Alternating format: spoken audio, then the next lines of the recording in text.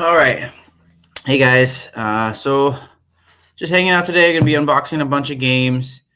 I also my trade pile was getting a little out of hand, and so I decided to go on a bunch of sites and Facebook and stuff. And what I did was I offered up any of my trade pile games for absolutely anything. So basically that means I ended up with a huge pile of new random games that I mean, I've looked through them obviously because I opened the packages, but I had no idea what I was going to be getting. I had no idea if I was going to get games. I told people that send me anything at all and I'll accept the trade. So I have and I'm actually pretty surprised with the stuff I got. I'm pretty happy with the pile. But so I'm going to be opening a bunch of new games that I got at, I went down to the grand opening of Board Game Paradise in Redlands, a buddy Richard's new store, and went a little crazy. So I bought a bunch of new stuff there. And so I'm going to unbox those and then go through that trade pile. So the first one I'm going to do is New York Zoo. I picked this one up. It has a couple things going for me that I usually automatically am interested in. First is Capstone Games.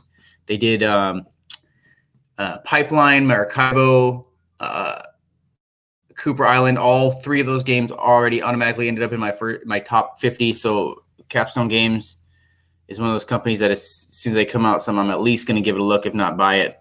And this one I pretty much bought without knowing much about it, except for that there are Tetris pieces. Tetris pieces and then cute little meeples, so I had to. And I actually didn't even notice this until pretty much right now, but it's also a Uwe Rosenberg game, which is one of my top favorite designers. So this one has a lot going on for me. I think I'm probably going to like it. It says, in New York Zoo, you are constructing an animal park, build animal encounters, introduce new animals, and raise their offspring. The gameplay is straightforward as you only have 2 turn options: puzzle a new enclosure tile into your zoo area, or gain new animals and populate your animal encounters. But be sure to time your actions well, since you want your zoo to participate in as many animal breedings as possible. So it sounds like it's got his pretty standard animal breeding mechanic where you got 2 animals together and they make a third one. I also really like how Uwe Rosenberg tends to do this sort of game design, I want to say lines, I guess, but he'll have a bunch of smaller, shorter, simpler games like this, and they all have, maybe he'll put out like 4 of them or so, and then they all have like this cool new mechanic, and then he puts out one big game that has them all together, which I usually more enjoy the bigger ones that he puts all together, but I also enjoy, like, he's got a bunch of those little pile laying polyomino games, like I think his Cottage Garden is his. But anyway, that leads me to one of my discussion questions that I'll throw up here is, for me, polyominoes is such a draw that I have so many of them. I was wondering what people thought about the Tetris piece games, the polyomino games, and what's their favorite. For me, Feast for Odin has been my favorite for a long time, but like Maracaibo is a very close second, and pretty much any. There's one I'm coming in a Kickstarter called it's like a tower defense game where you're filling polyominoes in to like kill the stuff coming at your towers. What's it called? Kingdom Rush, I think. Should be coming soon. I'm pretty excited about that one. All right, so we got rulebook. There he is, Uwe Rosenberg talking to you in the rulebook. Meerkats, flamingos, tree kangaroos, penguins, foxes, and an elephant. Cool. This is nice. Whoa, pretty long little board here. That's I guess this is the selection, the draft area where you're gonna, at least on the back of the box, it looked like an area where you're gonna draft tiles from. Player boards, double-sided. Looks like it's got a nice little cheat sheet here for a turn breakdown or something. A pretty good size area here. What was 1, 2, 3, 4, 5, 6, 7. Like almost a 10 by 10 grid where you're building your parks. That's pretty good size for a short little game. Yeah, kind of thin, but it wasn't that expensive of a game. So. All right, we got all these polyomino pieces, parks. It looks like you could put like little hot dog stands and food. Let's see if we can see that. Little rides and stuff. Cool. Yeah, a lot of Tetris pieces. All right, here's the best part. You got your little flamingo guy. I love like unique meeples. I almost wish you could buy them like singular and I just have a collection of them to use for whatever. You got your meerkats. This little guy here. It looks like there's only one elephant, so it might be like a first player marker or something. This guy, elephant guy. Huh, it's got like a little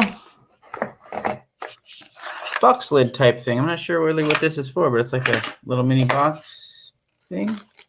Maybe a dice tray. Well, there's no dice in this game. I don't know. I will have to find out. Kangaroos. Kangaroo.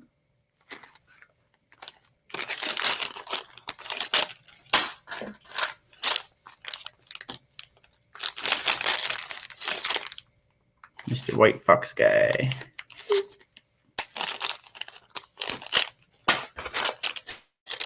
And last but not least,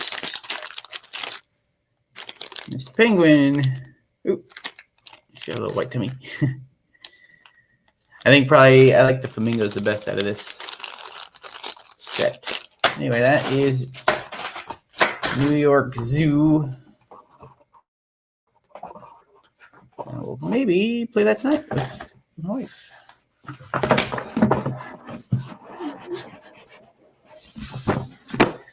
All right.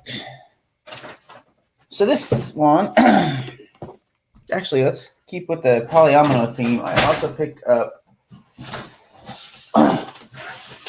Isle of Cats. This one is hefty. So this one is the one that was on Kickstarter, and I looked at it, it looked cool, and I backed it, and then I changed my mind because, you know, I'm not a huge fan of cats. But it came out, and people are saying how good it is, and so I was a little jealous, and then I got Calico, and that was a cat game, and I really like that one. So I'm like, you know what? I can deal with cats. So Isle of Cats is a competitive card drafting polyomino cat placement board for 1 to 4 players. It supports solo and family play while offering a challenge to the most experienced gamer. You are citizens of Squall's End on a rescue mission to the Isle of Cats and must save as many cats as possible before the evil Lord Vesh arrives. Each cat is represented by a unique tile and belongs to a family. You must find a way to make them all fit in your boat while keeping families together. You will need to manage resources as you explore the island by drafting cards, rescue cats, find treasures, befriend Oshaks, and read ancient lessons.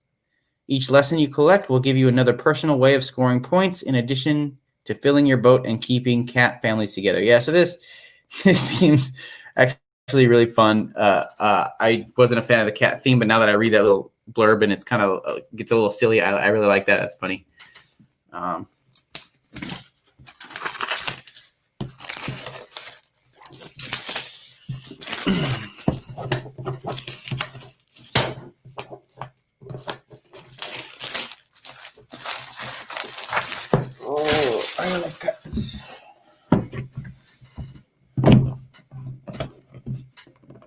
Oh, and they're kind of like, I didn't really notice this before. They look like almost, I mean, obviously feral cats, but they're like almost mutated cats. Like this one has horns on it. This one has like a little, almost, they look like leaves that look like sort of gills, ridges, and spiked tails. So, man. All right. Giant burlap bag full of what? Cool. We got more cool meeples. So here's your little spiked tail green cat guy, red cat, a little boat meeple.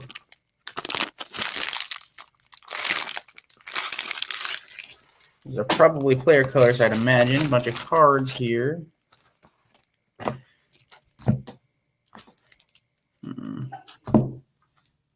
Yeah, I'll go ahead and open the cards.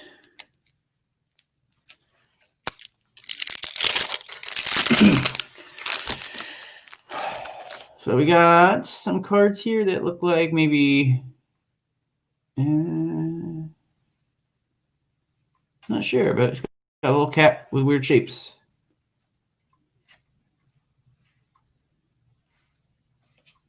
Boots, basket, different cats on it.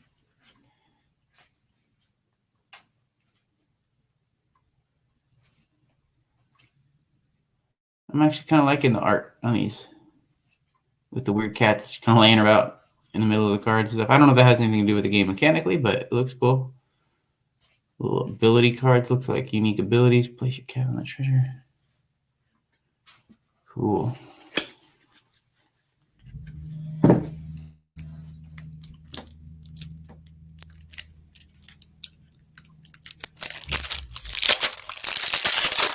More cards. Cost take one. That's how bag. So it looks like maybe more ability cards. Is anytime use on it? I said anytime. Purple cards. Got some yellow cards. Look like treasure, rare treasure. Taking 2 common treasures. So it looks like you might be also trying to fit treasures on your boats along with your cats. I'll go rescue all the treasures and leave the cats on the island. Take any small treasures. Cool. Maybe the treasures are like the small pieces that fill in the gaps or something. 12 points. Okay, cool. This is. I really appreciate this sort of thing in games where it has like unique, not player powers, but unique goals or unique ways to earn points.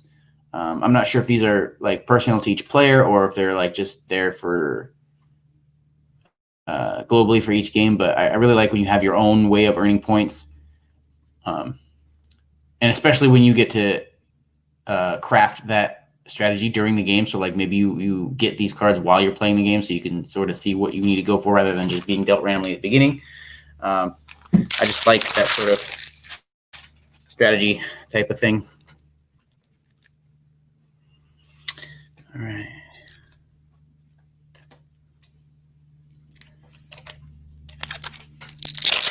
All right. More cards.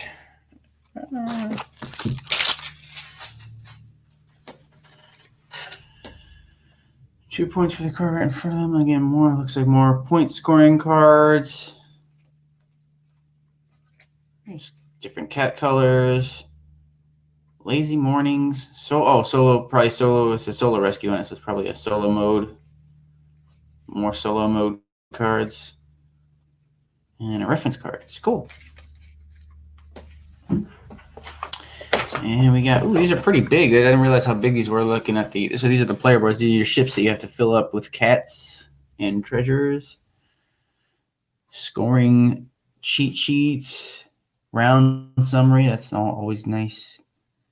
There's little rats on your board. There's little different icons too. There's like a moons, parakeet symbols. So different sections that probably do something different. That's cool. Rule book. Keep that aside because I'll read that right after.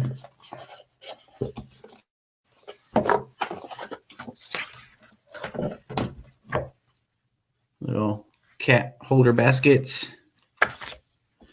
And here they all are, all the polyomino cats. Cool. This is nice art. This is good. I like really good art on this. Probably like a round tracker, but it's just, I mean, it's such a elaborate piece of art for just a round tracker. I appreciate that. Fish, treasures, weird looking cat shapes. More cat shapes in different colors. Cool. Yeah, I'm excited. I'm very definitely excited to play this one. So that's Isle of Cats in a giant box. Hefty stuff. Ooh, some else. Oh, more baggies. Love it. Ooh, one more thing. Oh, pencil. Cool. It's a nice touch. Give me a pencil for my score sheet. All right, let's get these cards in a bag. Move on.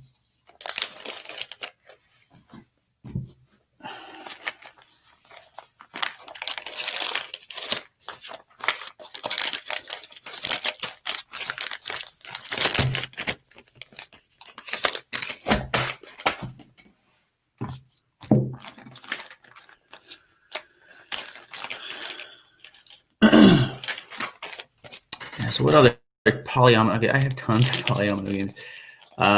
There was Patchwork. I just traded away just because it's a 2-player polyomino game where you're building a quilt. It's really good. I never play games 2 players, and then I'm going to be a hypocrite and say that now I'm only playing games 2 players with my wife, but I just didn't play it enough, and someone wanted it, so I figured why not trade that away. Looking over there, Feast for Odin's a good one. Amerigo.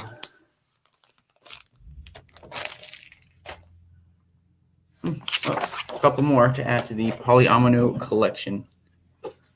If you have a pet cat, that's funny. Cat setup. If you have a pet cat, you should place it here while playing Isle of Cats. This is the box lit. Isle of Cats. All right. Next, I bought a set of unlock games. So unlock games, if you're not aware, they are like escape rooms. So you're trying to make your way through some sort of puzzle in usually an hour. This game has a ton in this series of unlocks, and it's all card based. So I mean, I enjoyed them as they kept coming out with more and more, and the more I played them, I kind of got a little bit frustrated with them because some of them are kind of too hard for me to enjoy them. Like I get that some people really want the challenge, but for me, these kind of games like they're not apply to everyone else. But for me, I like them to be more relaxed and sort of challenging, but not to where I'm going to get stuck. And a couple of unlocks, I got stuck and frustrated and stopped playing them. But if they're going to put Star Wars theme on it, of course, I'm in. So there's 3 unlock games in this set. It's app driven.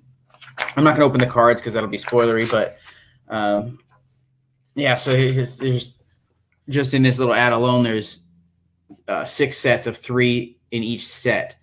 So, there's plenty, especially if you like this, and I do recommend them. They're really good. Me personally, the one that really didn't hit for me was the Wizard of Oz one that me and my wife just kind of like decided not to finish because it was getting tedious. But I really, really enjoyed the underwater one. It had a really cool mechanic with the time aspect of the game because it's on a timer on the app. There's one where your party splits up and you have to like solve puzzles separately and find each other. That one was pretty cool. I know a lot of people didn't like that, but I did. But the way the game works is it's all cards. Some cards are red and blue and they have numbers on them. And like, for example, there might be a red door card and a blue key card, and you can open the door with a key by adding the numbers that are on those 2 cards and then putting that number in the app, and it'll tell you, oh, cool, you unlock the door, and here's what happens. There's also modifiers that you can add to those cards. So like maybe the key is, I don't know, I can't think of anything, but like if you have to like maybe remove the key from a locked box and you have this locked box, you might add a modifier to, I don't know, but you can change the modifiers on the cards. There's machines that are like, basically you put a number into the app and it'll give you some puzzle to do, usually on the app that you figure out. And then there's codes, which these are the sort of solutions. So there's always a yellow card that once you figure out the 4-digit code that goes on that card, then the app you either win the game or you move on to the next stage of the game. So it's a really versatile system they've come up with just cards for these escape rooms. Unfold this map only when instructed, so I'm not going to do that. And do not read before playing, so I'm not going to do that. And again, I'm not going to open them because it's going to be full of spoilers, but these escape room games. And I always do this because of Risk Legacy has made me paranoid. I always check under the inserts to see if there's anything there. Risk Legacy is a game that came out a while ago, and it had envelopes that you opened throughout the game, and there was one hidden envelope under the insert. And it was like, for me, when that first happened, it was like, whoa, that was so cool. Hey, Lost in Time Tom. Hey, what's up? Anyway, so that's Star Wars Unlocks. Not a very exciting unboxing because I don't want to spoil anything, but I did buy it, so there it is.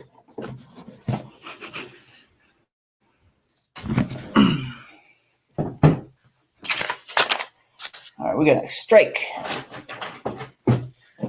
Strike. So, funny reason I picked this one up is there's a community of podcasts that I listen to. It's a Secret Cabal, and I think Blue Pig, Pink Pig, and they have they guest star in each other's podcasts all the time. But they're and then Tom Vassell on Dice Tower. They've been debating this game for a while, and the debate was, is this game about gladiators in arena or dice in a bowl? And I have to say, having not played it or read the rules, the box does not sell it as gladiators in arena. It does look like dice in a bowl, but it does also looks like a fun little dexterity game. So I bought it just to make up my own mind about that little debate. And let's see what this game is about.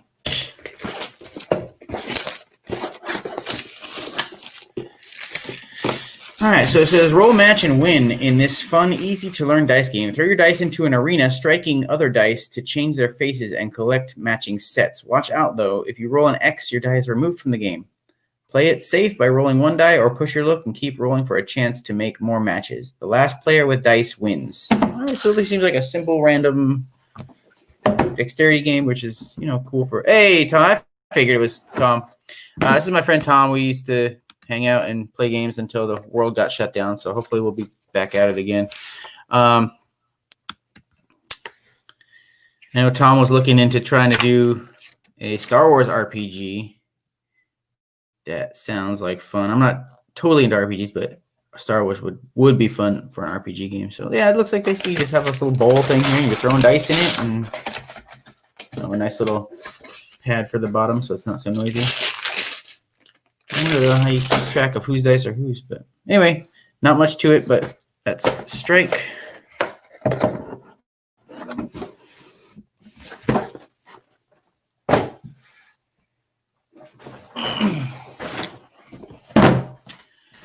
So funkoverse, this game is one that I've gotten too much into. I keep buying everything that comes out for it, and I should play it more often, but it is a fun... It's kind of got a collectible aspect to it because there's tons of them. But it's basically a skirmish type of game where you can play with more than two players, but it's basically two teams of, hey, what's up, Fred? Fred is here.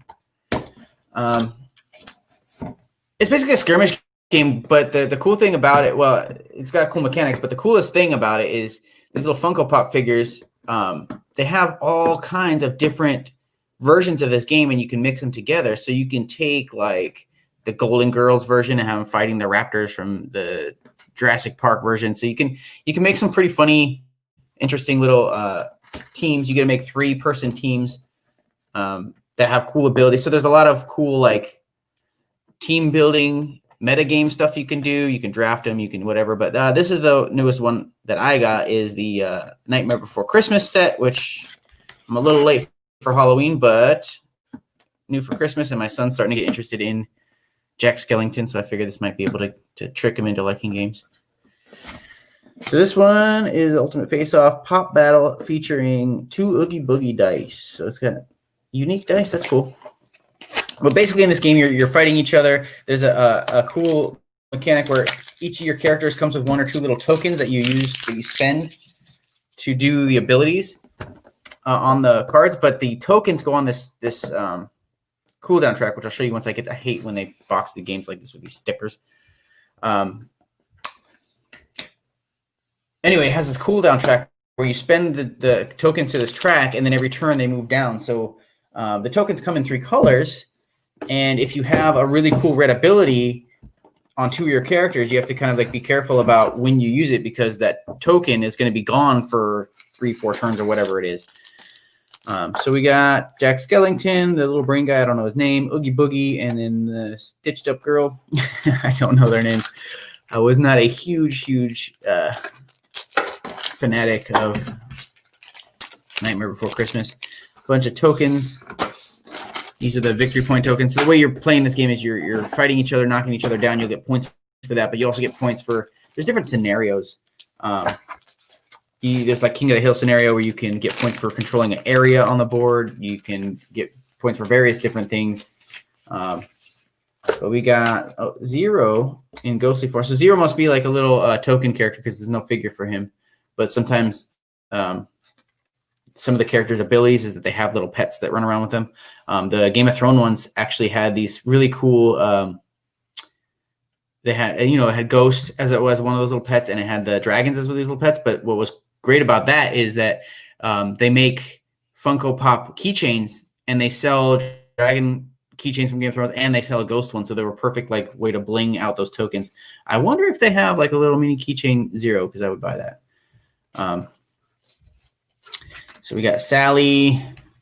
She's got a detachable arm ability, so she can detach her arm and leave it on the board in a square adjacent to her. And then at the start of the game, her detachable arm minion, her arms can attack people. That's funny. Boogie Boogie, he's got his dice. Gambling, you can roll his dice. On a roll 7 or more, he does a basic action. So in addition to their abilities, they have basic actions that you can do, like move and attack with regular dice.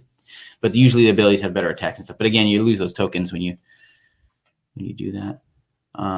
Dr. Finkelstein.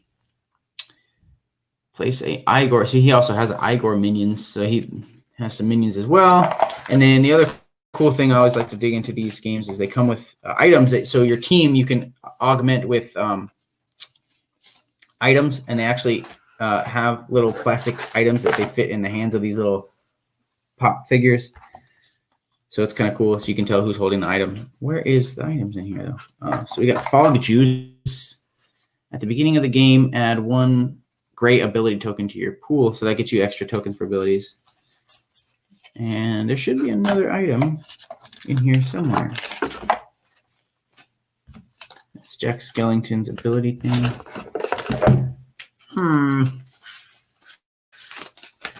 Maybe this one only comes with 1 item. Let's see. Yeah, it looks like maybe it does, because here's your little juice token here. Let me get him out.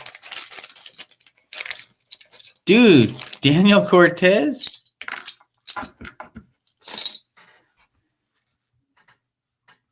Unless it's another Daniel Cortez I'm not familiar with. This is a friend from high school that I haven't talked to in forever. That's crazy that you should show up here. And anyway.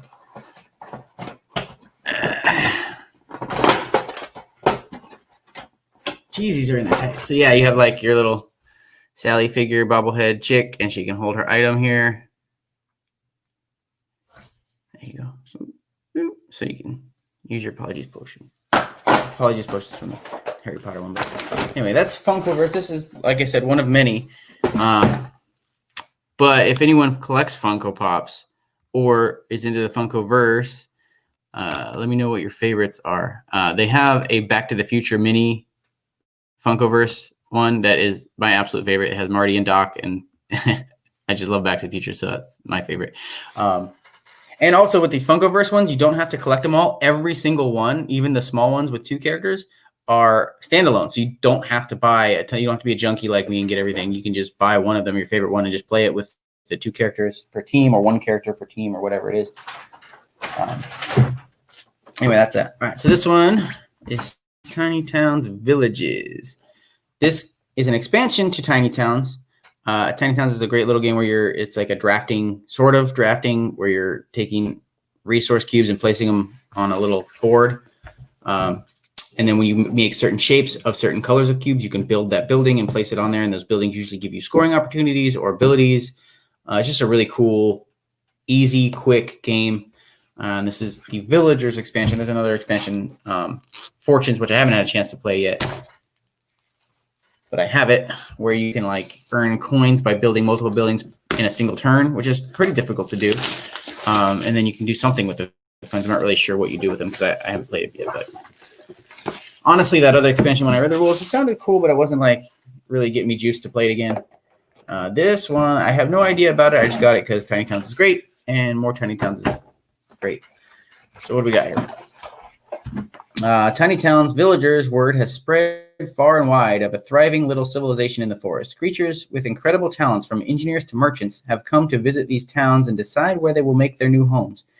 They offer the most astute town mayors their skills, which can transform buildings, control the influx of resources, and perform impressive architectural feats.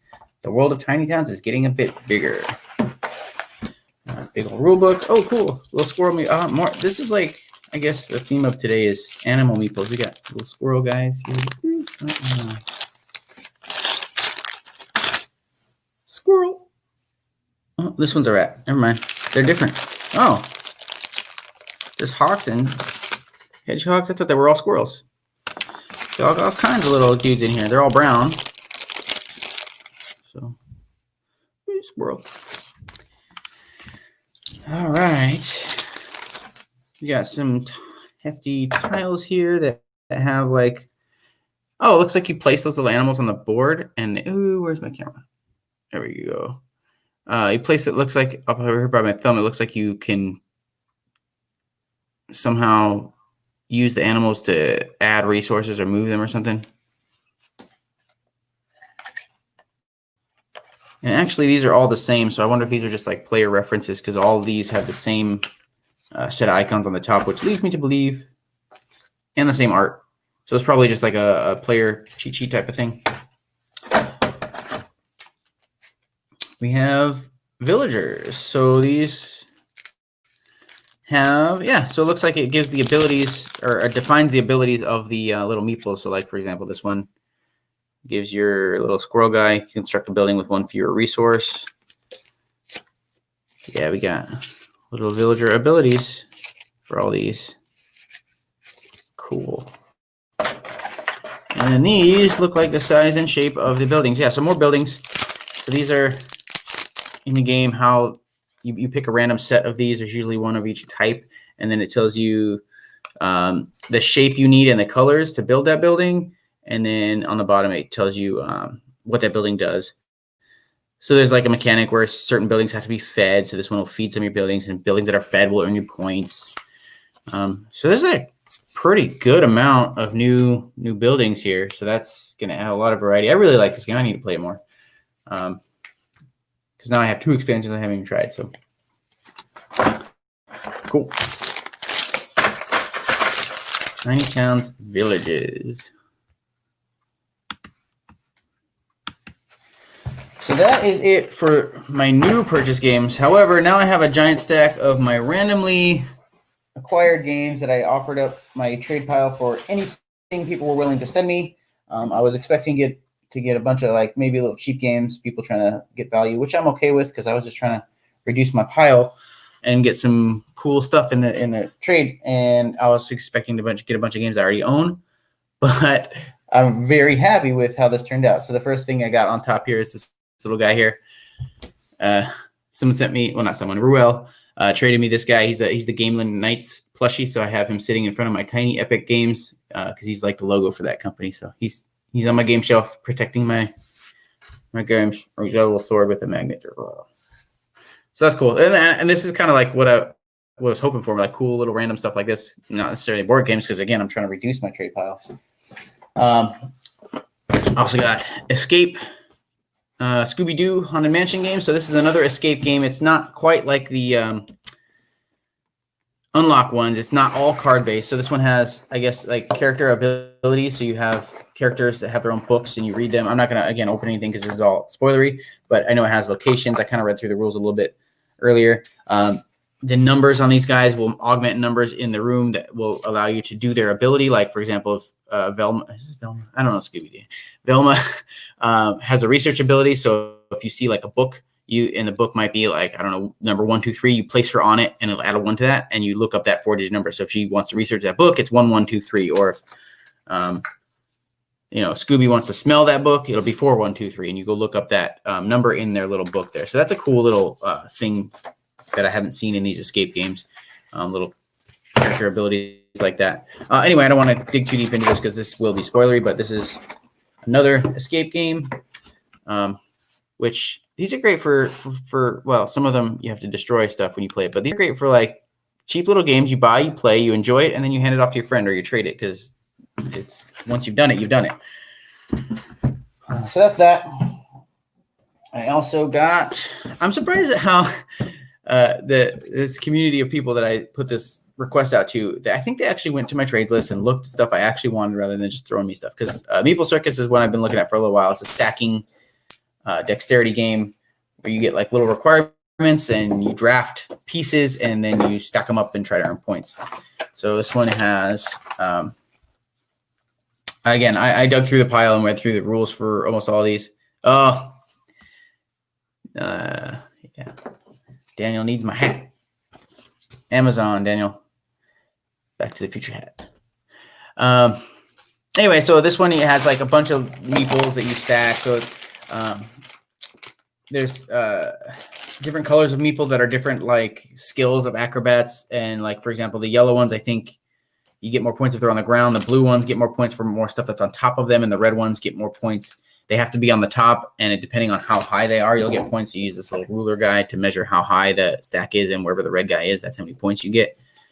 But there's also like donkeys and elephants and all kinds of these little meeples here that have like the unique art on them, have like special abilities that are cards that are in the game that go with them. These are little arenas where you're building your stacks. You have tiles where you're going to be drafting the pieces. So this guy is going to get you a blue guy and a bar, or a red guy and a ball. You know, you're going to be drafting these to get the pieces. And then what's also cool about this is like each round, there's 3 rounds, but each round you keep your pieces from round to round. So each round's going to get harder and harder with more and more pieces to stack. And then also there's requirements for each round. So, you know, this one's going to tell you, you know, have the most pieces touching the floor or the highest stat or whatever. I don't know. I haven't looked through them, but each round will have like a way to score applause, which are points, to get, you know, different goals of your stacks. So that's Meeple Circus, one I am definitely happy that I got out of this random trade pile.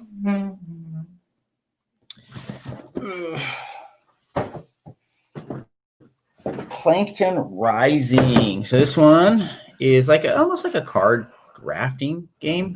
I misread. So this one, Plankton is trying to steal a Krabby Patty. Yes, again. And it's up to the citizens of Bikini Bottom, nay, the patrons of Krusty Krab, to stop him. In this cooperative game, players will make new friends, complete food orders, and foil Plankton's plan before he can steal all of the ingredients needed to make a Krabby Patty and analyze them in his lab. So, yeah, this game is like you're basically collecting up cards that are the characters from the show to be your little team of friends. Each one's going to give you an ability and give you some dice, and you're going to roll the dice to try to either collect new friends or there's going to be some order cards that are in there. So you get, you know, Patrick, Mr. Krabs, Squidward. There's going to be villains in this. Is Evil Squidward, William Fancyson III. There's going to be villains that you in the drafting area that you can defeat because they're going to have some sort of ability that Plankton, this big old Plankton guy, is going to be going to different sections of the Krabby Patty here. So he'll be here or here, and there'll be cards on either side. When he goes to a new section, he'll trigger all of the villains' abilities in that section. So you want to kill them off before they do too much damage to you. And then also he's going to be trying to steal. So these little things form a Krabby Patty with the ketchup and the onion. You stack them all up, and the buns and the pickles and all that stuff. But basically, when they get cubes filled up, which will add from the villain abilities and from Plankton, he steals that ingredient, and you gotta. Not sure what the end game goal is to win, but I know you're trying to stop him from stealing the Krabby Patties. But anyway, I think my son will enjoy this. I've tried to get him to SpongeBob because I actually like SpongeBob. I think it's funny. Don't judge me.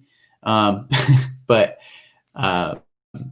hopefully he'll be into it. I think this might be a little ahead of him because of the reading, but we'll try and see if I can help him out. And because I mean, he'll like the dice, he'll like the SpongeBob. When I opened it up, he took this thing and played with it for like an hour or so.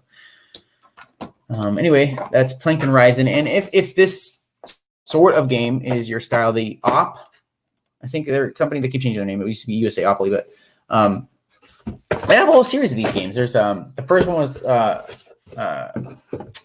Thanos Rising.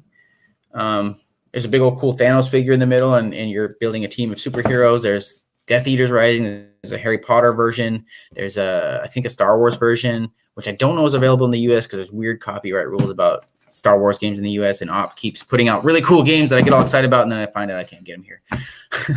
So if SpongeBob's not your jam, then there's other options for essentially the same game. Although this one, reading the rules, I've played the Thanos one. This one does seem like it's got some pretty significant differences. So, not sure how different they are. Azul Summer Pavilion. Let me see if I got any good discussion topics to throw up.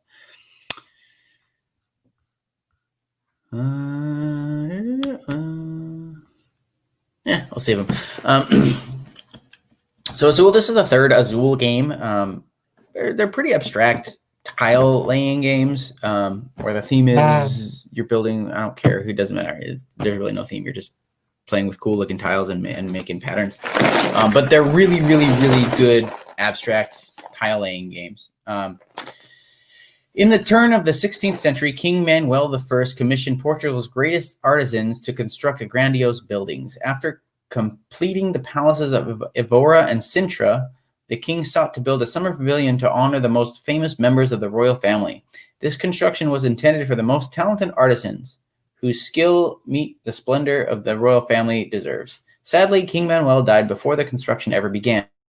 In Azul's summer pavilion, players return to Portugal to accomplish the task that never began. As master artisan, you must use the finest materials to create the summer pavilion while carefully avoiding wasting supplies. Only the best will rise to the challenge, the honor of the Portuguese royal family. So that's all nice and fancy, but it doesn't feel like you're doing any of that. But that is not a strike against the game. The game is this game I don't know, I haven't played. Azul and the Stained Glass game are both fantastic games. Also very different, so it's one of those things where you don't really have to decide which one's better to keep in your collection because they're different enough, I think, that you can keep them both. This one has instead of the square tiles, you're now doing these diamond, what do you call them, parallelograms in these different shapes. And again, so if you haven't played any of the Azuls, you're basically drafting tiles, but it's a really cool mechanic where these you're going to have a number of these little circles, and these circles are going to have a number of tiles on them, 4. And you get to take all tiles of a single color off of them, and then any of the other colors go in the middle pile. But the middle pile also is an area you can take tiles from. So as people take more tiles from these factories, they call them, the middle will get taller and taller. So the middle becomes pretty enticing because you can get a bunch of tiles of the same color out of there. But if you take too many, then they go to waste and you lose points. So in this one, it seems pretty much the same. Like you have to have, you're drafting the tiles. It costs 2 blue tiles to put a tile here, 1, 2, 3, 4, 5, and 6. So basically, if you take 8 blue tiles, you can use 6 of them here, but the other 2 are going to go to waste unless you can fit them on there or something. But if they're all filled and you only have the 6 left, and you're going to have, waste. Anyway, but the middle is a section like the others, but middle has to have 1 of each color in it. And then the cool part is that's different about this one is these statues and these pillars in the middle, if you surround them. So if I get these 4 here and I surround this pillar, it'll give me some sort of bonus. I forget what the bonus is, but you get some sort of extra ability, extra bonus for surrounding those icons. But I mean, I'm pretty excited about this one. Azul has been one of my favorites for a long time. I don't own the summer or the stained glass one, but that one is also very good. I recommend any of them actually, but this one is new to me, so I'm excited to try it.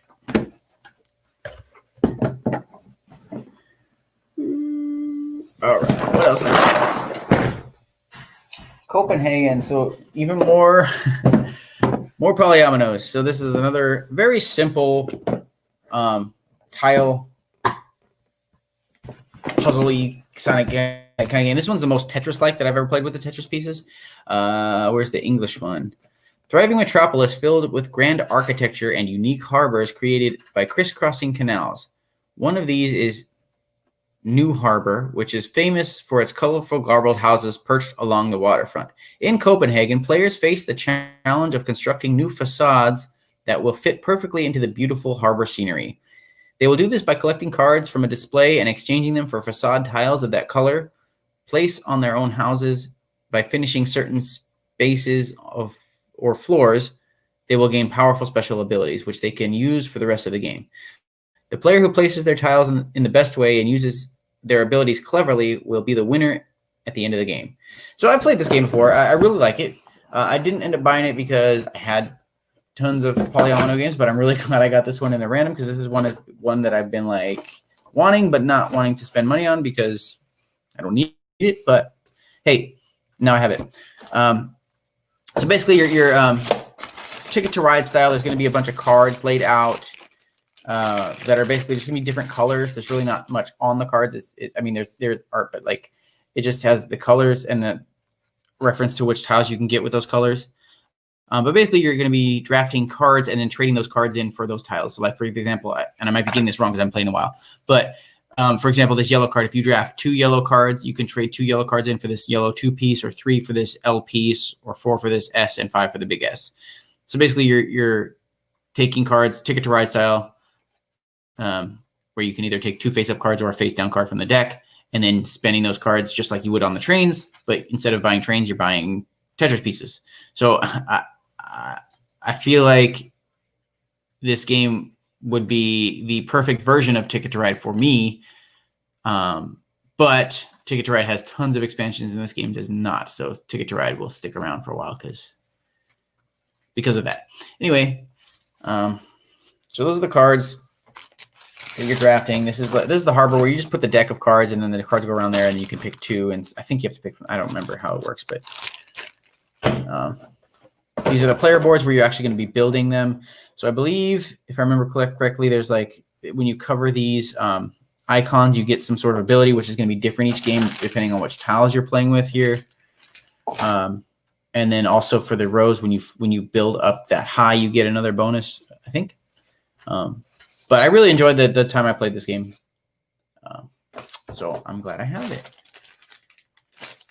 And a friend of mine, Scott, has the fancy version of it. It's the really cool acrylic tiles where the windows are clear. And yeah, it was really nice to play his copy because he's got the deluxe version. Anyway, that's Copenhagen. I've got Tetris tiles for days. All right, so another one of my random games pile, BIOS Origins, the evolution of consciousness. The time is 100,000 years ago. The brutal climate swings between lifeless deserts and planet-crushing ice to disease-ridden jungles and rising sea levels. 4 subspecies of brainy social apes distributed in the 4 corners of Afro-Eurasia start to use their repertoire of calls and lullabies as cognitive units, gaining the power to dream of things that never were. Their newfound self-awareness launches tableaus of inventions and political foundations. But will these foundations favor a ruling class of shamans, alpha males, or technocrats? Will the humans trade and interbreed, or will they preach, enslave, and murder each other? What will happen as they exploit new worlds, steam locomotives, atomic weapons, and the internet? The third part of the BIOS trilogy includes competitive, cooperative, solitaire, marine, and full campaign variants designed by Phil Eklund and John Manker. So this one I heard about on a podcast. It sounded really cool because it's like a civilization game, but you're evolving a species of people into a civilization rather than like any of the Sid Meier's games where you're just like, some omnipotent leader that can do whatever you want and builds. You're actually so like, for example, one of the player pieces here is this is part of your tableau. It has this skull is basically your brain development. So at the bottom is emotions, and then as you develop, you move up to vocabulary, and then you move to free will. And then when they're in the free will area, you can basically use them as workers, and they can do things on the board. So it's kind of cool thematically that way. Tons of cards, with all kinds of icons that I can't figure out. You got building, so you got buildings that you're going to be building cities on the board. These are your little they start out in your brain and they work their way up into people. I can go out. There's like a deck of cards that you draw from that will create catastrophes like earthquakes or famine or change the environment of the map and mess with you that way. But then those same cards are then added to your tableau, I guess, of actions you can do. It has a double-sided board, so this side is so you can kind of create your own map. It's all kind of blank, and there's a bunch of tiles you can add to it, or the default side, which is, you know, regular old Earth, different terrains, different stuff to exploit. And then on the bottom, all the tracks. There's 3 different types of like scoring abilities.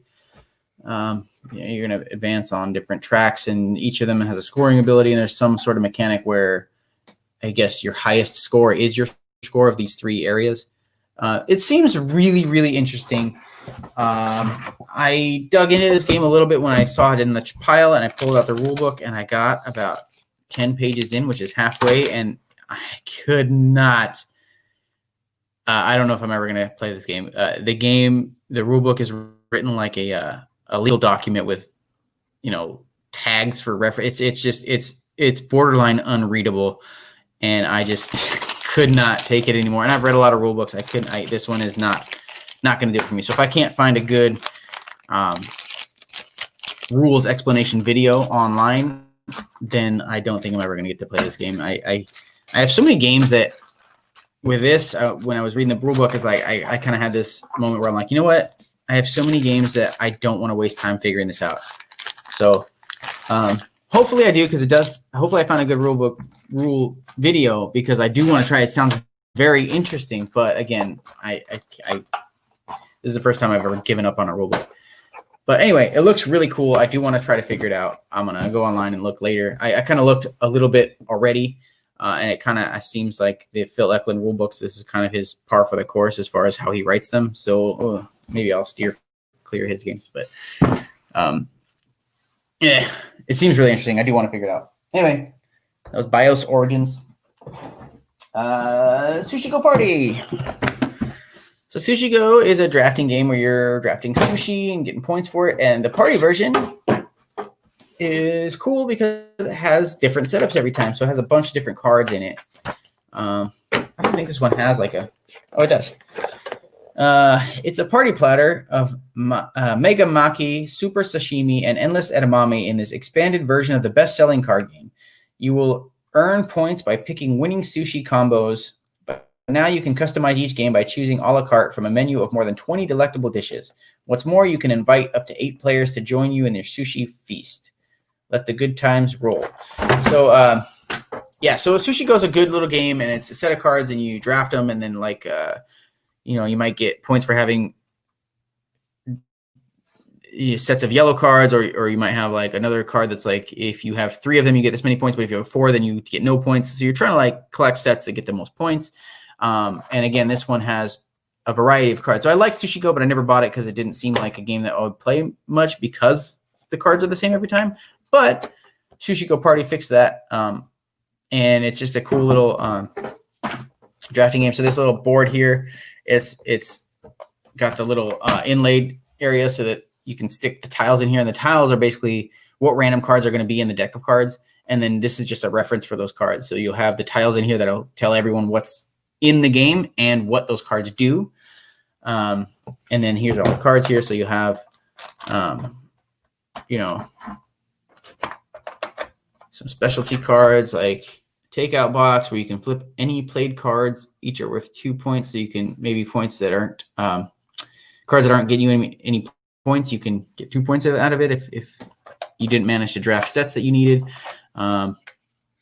So Maki rolls, these are the ones that you're looking for having the most and of the icons on the top. So if someone else is drafting them, you got to beat them to get the points.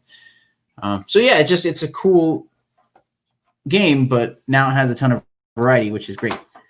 And again, I didn't own it. So again, I've got another cool game that has been on my radar for a while that I didn't own.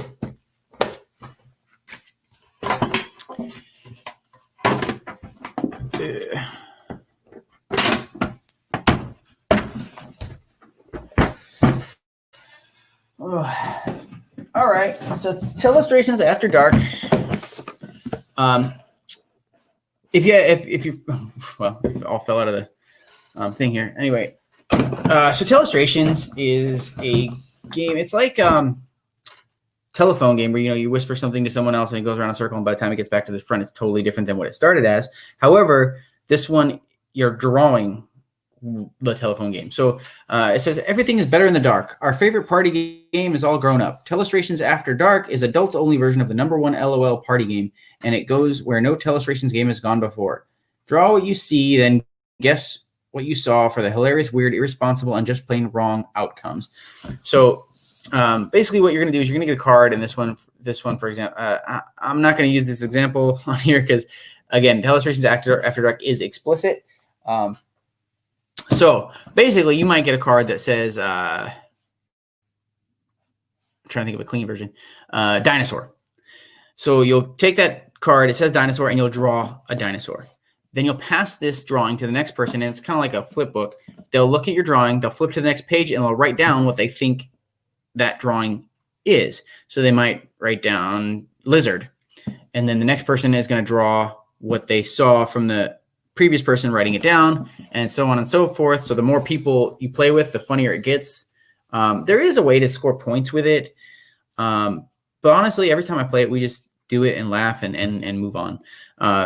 It's never failed to be pretty hilarious. I'm a fan of the After Dark versions of stuff because I'm I don't know. I just find it funny.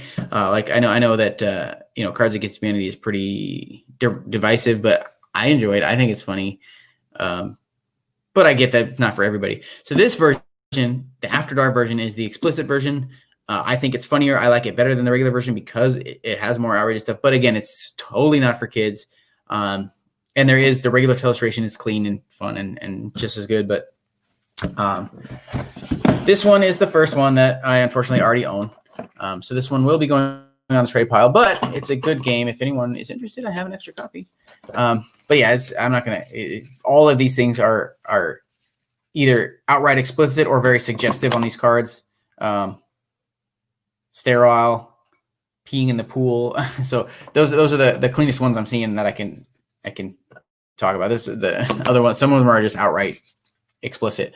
But anyway, it's a fun little party game. It's got whiteboard markers and whiteboard books, so you can reuse them. You just erase them and put them back and reuse them again. This is just to, it's got tokens to match the binding of the thing, so when you get yours back, and that's the end of the game. Anyway, yeah, Telestrations After Dark. This box is cool too because it glows in the dark. All right, what else we got? Chocolate Factory. So this one, it was for my random trade pile. I had never heard of this. I had no idea what it was. I read the rules and I'm super, super excited to play this. I think this is the Kickstarter version that I got, which is cool. The first thing I noticed when I opened the box is, I don't know if it's secondhand, so I don't know if this was the previous owner did this by accident or if it was intentional, but you open it up and it smells like chocolate. So I went around, I sniffed the rule book, I sniffed the components, try to figure out if it was like a scratch and sniff thing or what. But yeah, you open up, it smells like chocolate, which is, I don't know, it's unique, it's funny, it's cool. Yeah, so this game is, you are chocolatiers and you're building a factory. So this is like the board where you're working through a week of this factory. There's different stores here that you're going to be able to sell your chocolates to. You have your own player board of your factory where you can place machines. There's 3 printed on here already, but you have tiles that are going to be going through here. And when they get to each machine, you can manipulate that. So you might start with a piece of cocoa here, and then this machine will allow you to turn that cocoa into a chunk of chocolate. This one will allow you to turn that chunk of chocolate into a bar or like a Kit Kat type finger, and then you can wrap them, you can add nuts to them, you can add caramel, and then you ship them off and sell them and try to get points by doing that. And then there's going to be various different random stores that you can sell your stuff to. There's department stores that you're competing to sell stuff to. It's just a cool, it seems like a cool engine building game that I hadn't heard of. So I'm actually really excited. So it's got these really cool chocolate. Here's your Kit Kat dudes, and you got your chocolate chunks. Oh, these aren't too exciting, so I'll just show you in the bag. They're just little chocolate chunks. Coal to run your machines, or actually these might be cocoa beans, but there's your coal. There's not exciting, just little chips. And then your bar chocolate, your Hershey style bar of chocolate there. But yeah, I appreciate the attention to detail with the chocolate smelling box. So anyway, that one was a surprise to me. It was kind of the what I was hoping for when I did this random trade thing. Yeah, so if anyone's played it, let me know what they think, because I think it sounds really cool, and I'm kind of excited to try it. Oh, and I totally forgot. I got too excited about it. I didn't even read the back. In the wondrous and fantastical time of early mass-produced chocolate, one factory will become the envy of the entire world. Chocolate Factory sets you and your competitors to build a factory, hire the best staff, and produce a variety of chocolates to sell to humble corner shops or giant department stores. You will be able to upgrade your machines to improve your processes, exchange and refine your chocolates, and push them along the conveyor belt in your own custom-built factory. Blend this in with some delicious, crunchy decisions. Chocolate Factory is perfect for any game night. Yeah, I mean, this was a very pleasant surprise. Okay. 2 rooms and a boom. Yes, this is a super fun game, but I don't think it'll get played often, which is why I never purchased it, but I'm super glad I have it now. Stop your president from being blown up, but who is the president? More importantly, who is the bomber? In this social game of hidden roles and deduction, players are divided into 2 different rooms. Find your teammates, establish trust, and exchange hostages before time runs out and the bomb explodes. It's a party game that is always a blast. So this game, the reason I don't think it'll go play much is because it's better at high play counts. And when I say high play counts, I mean like extremely high, like 10 to 20 people, which doesn't happen often. But when it does, like, for example, a friend of mine, Will, had his birthday party. This was the first thing we did when everyone showed up, and it was super fun. But basically, you have 2 teams, a red team and a blue team. The red team, you're going to deal everyone a card. The basic game, the card is going to be just tell you what team you're on. It's going to have red team, and one of the red team is going to be the bomber, and then it's going to have blue team, and one of the blue team is going to be the president. You hand out a card to everybody. You randomly divide people into 2 rooms, and you set a timer. And during that timer, it's kind of free for all. You're going to elect a leader, which is going to get these little things. These are just like a cheat sheet for the rounds. It tells you how long each round is, and also identifies who the leader is, because the leader will be holding this. So the room has to elect a leader. That leader has to choose a number of hostages, depending on the player count on the round, a number of hostages to send to the other room. And when the other room, you mean physically, you're going to physically be in 2 separate rooms, if possible, if not far enough away where you can't see or hear what's going on in the other room. The object of the game is, at the end of the game, if the bomber and the president are in the same room, the bomber explodes, it kills everyone in that room, and the blue team will lose. If the bomber and the president are in separate rooms, then the blue team will win because the president survives. So it's pretty straightforward if you play the basic mode, which is probably what you want to do if you haven't played before. And what's cool about this is it's fun. You play with a massive amount of people, and it's still fun. It doesn't like get bogged down too much. But for me, what does it is once you get into this game and you've played it a couple times, there are tons of abilities you can add to it. So like there's cards where it's on the red team, but the card is blue, so you can like show people that the card is blue, and they'll think you're on the blue team. But if they don't read it, they won't. There's all kinds of things you can in the game. You can show people your card at any time, so they'll know exactly what you are, or you can show them just the color, so they might choose to believe you're on that team or not, because again, there's cards that'll lie about that stuff. There's cards that have abilities that say you must tell the truth. There's cards that make you lie. So there's all kinds of cool little social deductions, and it's not a huge strategic game. It's just a fun game to play with a ton of people. There's great cards that are not on either team. They have their own win condition, like the gambler. At the end of the game, he has to place a bet on which team he thinks is going to win. So you're trying to figure out who's on your team, who's not, who the bomber is, and trying to, it's social deduction is one of those things. Not for everybody. I get it, but I love it. And this is one of the better ones because of how many people plays and how diverse the roles are and everything. So that's 2 rooms and a boom. I think there's an app for it now. I don't know if it's official or not, but I saw it when I was looking to see if there's like a randomizer for it. But there's an app. You can play it on an app. And I believe it's free. So if you want to try it and you have 20 people, you just have them all download the app and give it a shot. All right. Big box here. Orleans stories. Let me see if I have any discussion topics. Oh, going back to my experience with the BIOS Origins, have you had any horrible experiences, rulebooks, or just any horrible experiences in general? I know it's not fun to dwell on that stuff, but the stories are kind of funny sometimes. So if you have anything like that, let me know. Orleans Stories. So Orleans Stories is a standalone version of another game called Orleans. This one tweaks the mechanics a little bit and has different scenarios. As far as I know, there's only 2 scenarios in this box, but this box is significantly bigger than the base game. But as I understand it, the mechanics are the same. It just has these cool little tweak scenarios, which is good because Orleans is a game I really liked, but I got bored of it being the same every time. So this is perfect. So yeah, on the back it has First Kingdom and King's Favor, which seem to be the 2 different stories. Bienvenue to the world of, to the new old world in and around Orleans. Orleans stories lead you through different eras where various events await you. What's unusual about Orleans stories is that conditions and rules can change during the course of the game depending on the era you are in. Some of them can be different. Example, differing fame points for building actions or varying numbers of followers you are allowed to draw. Play 2 different stories that are contained in the game box.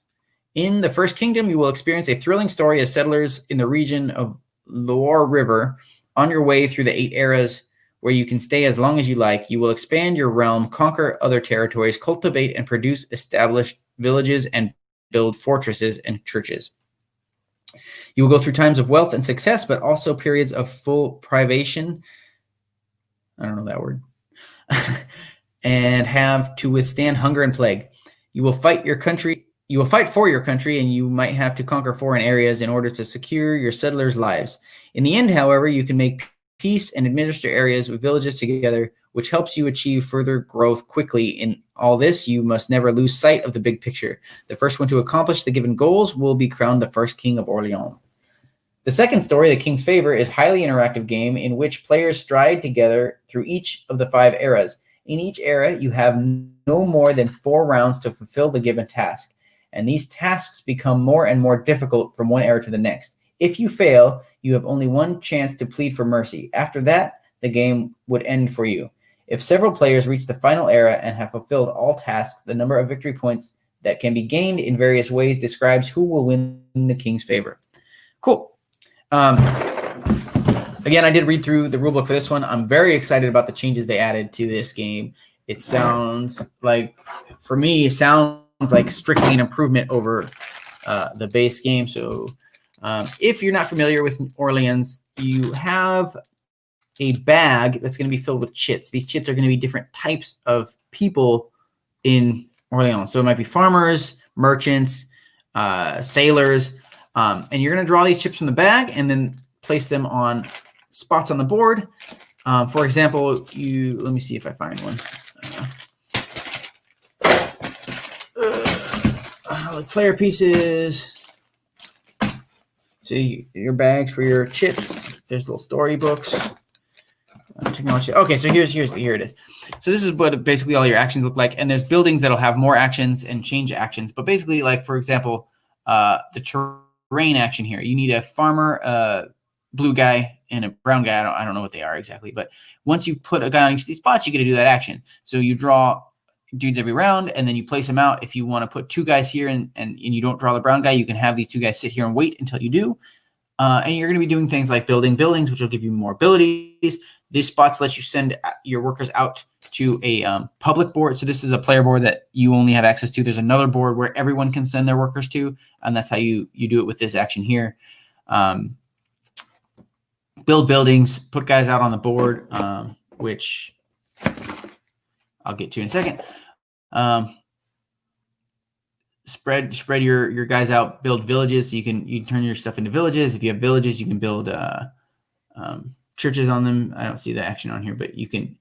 These actions will get you more workers for your bag, so you can go to the cottage and get a farmer or a builder. You can go, to the mill to get a merchant, I think, and a white guy. Get money, trade stuff at the market, or you can harvest stuff from the board, which will be stuff like I think mostly just wood, and wood is how you're going to build buildings. But what I really like I read the rules for the first story, not for the second, but for the first story, you have, instead of like a victory points scenario, which I believe is the original Ori Loans, I might be forgetting, but you have this list of basically tasks you have to do, and you win by doing all these things. So instead of going for points or going for a strategy, you kind of have to diversify and do all of these things, which I find interesting. So this is a market board. Basically, it's just where you store all the pieces in the game. These are the eras. So as you move through, that's how when I was reading on the back of the board, how the game is going to change depending on what area you're in. So I haven't looked up all the icons, but basically you're going to get points for different things for each era. You have to fulfill some sort of criteria to move on to the next era.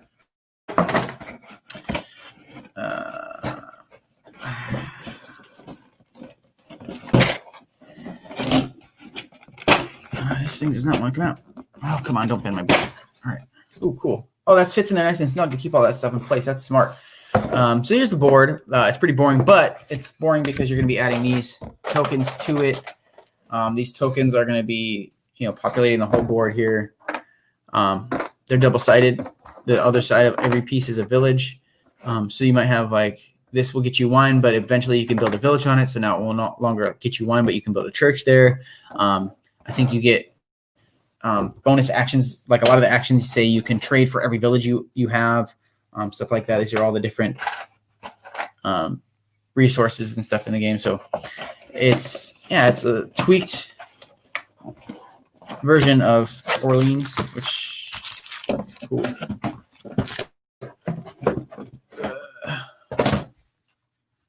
All right, what do we got here?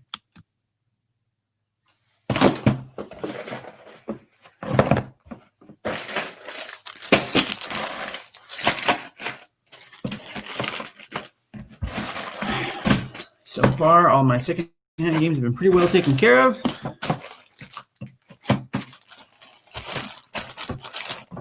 Orleans Stories.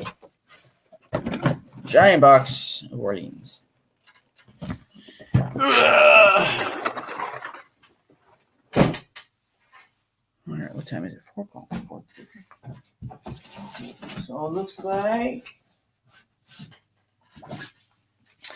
somebody sent me Death in the Dunes, Wondrous One-Shots. Cool little grid map.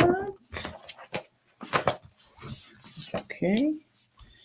Take your party on a whodunit caravan mystery through a deadly desert. Will these heroes discover the killer, or will the heat kill them first?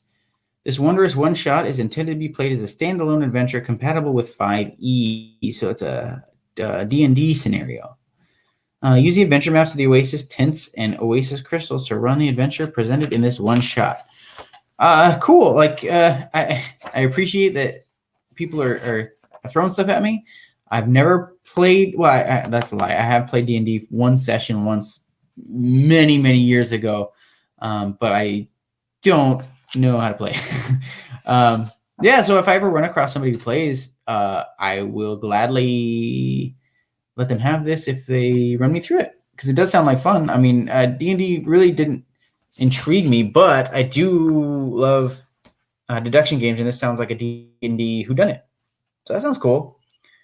Nice little one shot with a map, and he also sent me a set of dice. Green. Yep, standard D&D set of green dice. Cool. A little bag.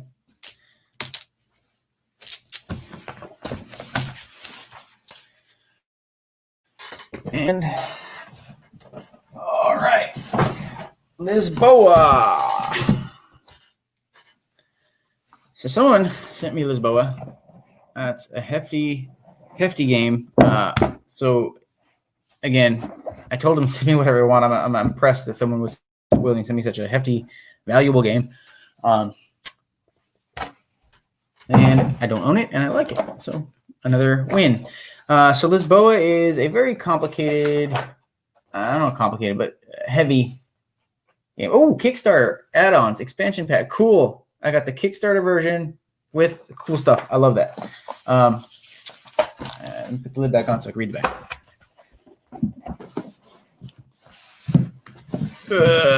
All right. Lisboa is a thematically rich resource management game about reconstruction of the great Portuguese capital city after a series of terrible catastrophes in the 18th century. On November 1st, 1755, Lisboa suffered an earthquake of an estimated magnitude of 8.5 to 9.0, followed by a devastating tsunami and 3 days of raging fires. Holy crap. The city was almost totally destroyed. The Marquis de Pombal, Sebastian Jose de Carvalho e Melo, was then the Minister of Foreign Affairs. The king put him in charge of the reconstruction of Lisboa. The Marquis gathered a team of engineers and architects to aid him in his reconstruction.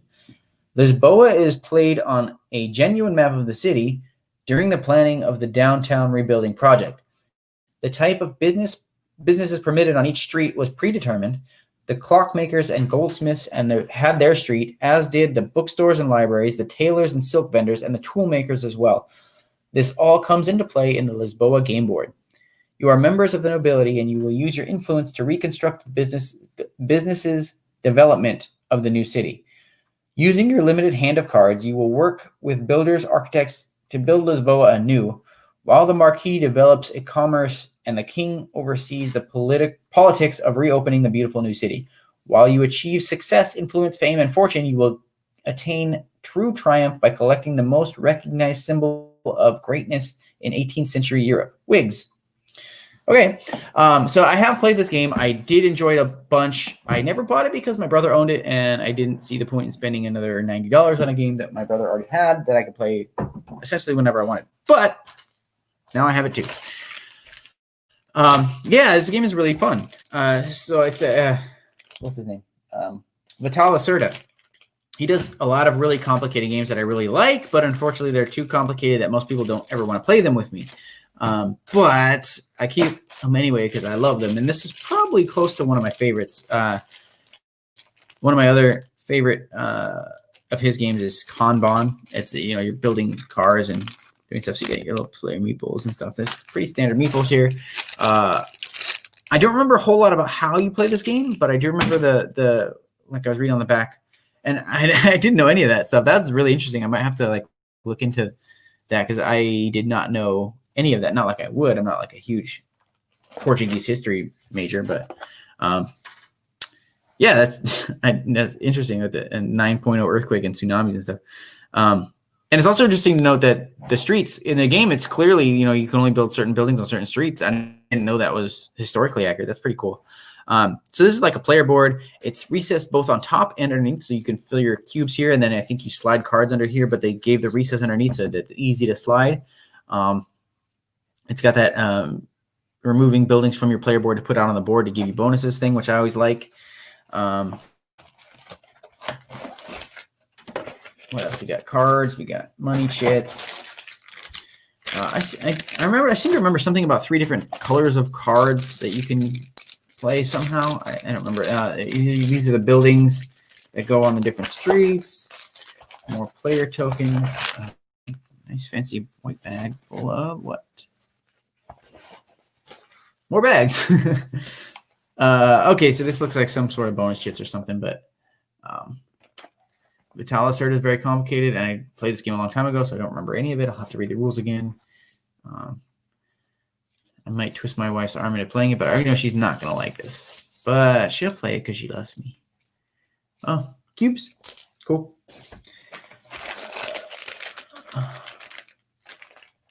More random chits.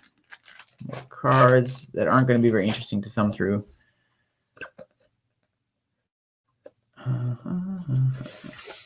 Okay. Just looks like maybe a market row of cards. First player market. There's your wig that they were talking about, the wigs.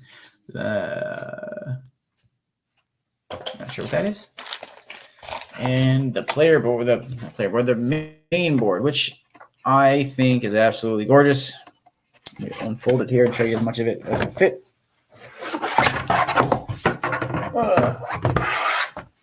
Okay. Huge board. All right, so we got, I believe the three different sections of the 3 different types of actions you can do. I think this is kind of like a breakdown of how the game works, but in icon form that I don't really remember how it works right now. I think these are drafting areas where you can get new versions of those cards. I seem to remember something about this going in a circle and getting some sort of bonuses there.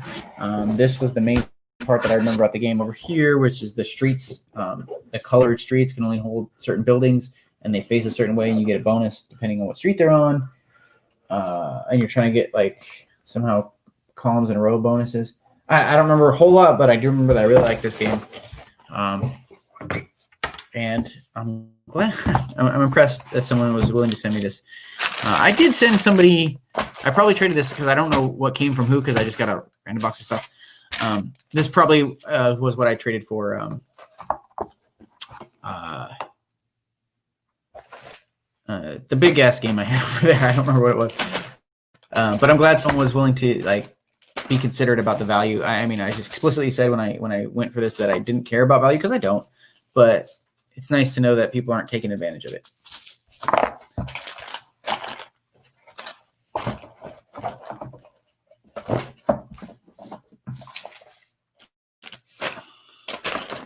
Oh, this was yeah, this was from the guy that actually came and dropped him off my house. I gave him Rise of Nobility. Yeah.